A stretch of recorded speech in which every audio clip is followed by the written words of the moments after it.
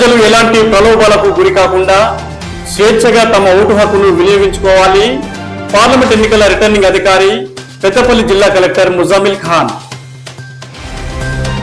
Peddapalli distribution కేంద్రంలో polling అధికారులు సిబ్బందికి ఈవీఎం యంత్రాలు, పోలింగ్ సామాగ్రి పంపిణీ.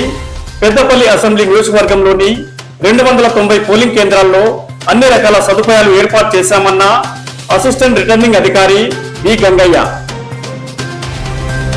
పెద్దపల్లి సబ్ డివిజన్ పరిధిలో పార్లమెంట్ ఎన్నికలు సజావుగా నిర్వహించేందుకు 600 మంది పోలీసు బలగాలతో భారీ బందోబస్తు. నోడల్ ఆఫీసర్ పెద్దపల్లి ఏసీపీ గజ్జి కృష్ణ ఆధ్వర్యంలో ఆయా పోలింగ్ కేంద్రాలకు పోలీసు బలగాల కేటాయింపు. నిలిచిపోయిన పెద్దపల్లి కూనారం ఆర్ఓబి నిర్మాణం పనులు అసెంబ్లీ ఎన్నికల సమయంలో మందకొడిగా సాగి పార్లమెంట్ ఎన్నికల వేళ నిలిచిపోవడంపై పలు అనుమానాలు. ఈ నెల 11న జరగబోయే పార్లమెంట్ ఎన్నికల దృష్ట్యా పెద్దపల్లి మండలంలో 101 పోలింగ్ కేంద్రాలను ఏర్పాటు చేయడం జరిగిందని తెలిపిన పెద్దపల్లి తహసీల్దార్ రాజ్ కుమార్,